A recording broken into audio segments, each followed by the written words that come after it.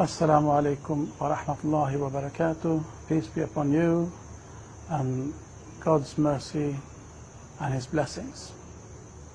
My name is Muhammad Muslim and I'm going to tell you how I came into Islam. I grew up in Sweden. I was born in the late 50s. I grew up as most people, which means really without much thought of religion. But as I got older, about 20, 21, I started thinking about what's happening around in the world. Everything seems to be just working for their own immediate gain and no thought about the future. And I started getting very concerned about how things are in the world. And without really having been particularly interested in religion, or rather I used to say that I was actively disinterested in religion, I started pondering over what is the meaning of life, what happens after death, etc., all these big existential questions. I started wondering and pondering, and during this process, I suppose I became a bit aloof from my friends and the things that they like to do. And after a lot of thinking, I came to a few conclusions. One was that there has to be one truth.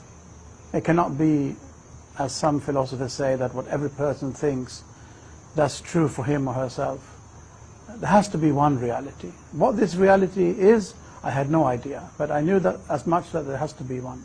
Maybe no one in the whole world realizes it. Maybe some people realize and some don't. I certainly did not. And also I thought that all these questions that are going around in my mind, they have only one answer. And this one answer will be so simple that 1 and 1 makes 2. It has to be simpler than that. But after this, it was as if there was a barrier. I could not get any further just by thinking and pondering and wondering by myself, as if I needed some outside assistance. There was a wall that I could not scale. Anyway, during this process, I also quit college for the 4th time, and I went to the north of Sweden where my sister and brother-in-law had a farm. They were trying to live original lifestyle. They used to call them the green wavers, like the green wave. There was a green wave in the 70s, people trying to get back to a more natural way of life. So they had this goat farm in the north of Sweden, living a very traditional, old-fashioned life. I went there to live with them and found a little cottage up in the forest on a mountain and started living there all by my own. Ever so often I'd come to my sister for some company and some food. And one day when I was sitting in my sister's house, this man walked in through the door. And he had a big beard, an enormous turban on his head. And it was something I'd never seen the like of. I had never really heard about Islam. If someone would have asked me, what is Islam, or who is Muhammad, what is the Quran, I would have had no idea what to answer. Anyway, this man came in and we started talking and chatting a bit. And to make a rather long story short, when I was going up to my little cottage in the evening, he followed me. Now this was near midsummer in the north of Sweden in 1980. And through this very short and bright summer's night, this man started telling me about Islam.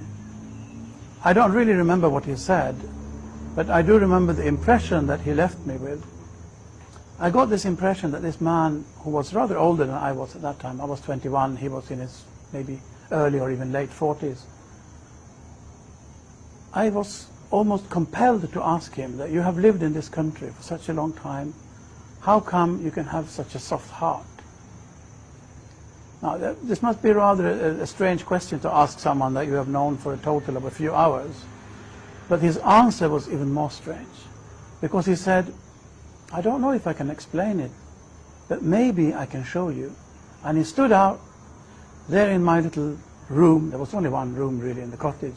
He stood up there in my cottage and without any hesitation said the Islamic call to prayer, the adhan. And then he started saying his prayers. I realize now it must have been the morning prayers. Having talked through the night, this was time for the morning prayers. And as I was sitting there on my little kitchen, traditional Swedish kitchen settee, of a wooden settee, I was sitting there cross-legged in a corner of the settee, and he was now praying in front of me, showing me how to keep your heart soft in this harsh and cold world. But it was so powerful, it was overawing. Out of awe, I was not even able to watch. I had to lower my gaze. So I'm sitting there in the settee with my gaze lowered, and he's praying there in front of me. After praying, after his prayers, he sat down and did some meditation, you can call it, some dhikr, we call it in Islam, some remembrance of God. And I do not honestly remember now if it was during the prayers or after the prayers, during the remembrance, that it was like there was and this sounds almost a bit funny, but as there was a ray of light from the heavens straight into my heart, that there is only one God. Suddenly I just knew there is only one God. And I realized that this person, this man, he has what I'm looking after. You know, this is the thing, at least for me. So I decided there and then to follow him. He had mentioned through the night when we were talking that he was going to Pakistan. He had I think he used the term his guru, meaning his spiritual leader in Pakistan. We do not use the term guru in Islam, but to make me understand what he meant, I think he used that term. And I'm going to visit him, so if you're there, you can come with me. Not if you have time or if you can afford it or something as worldly as that, but if you have the courage, you can come with me. So I decided there and then I'm going to go with him to Pakistan.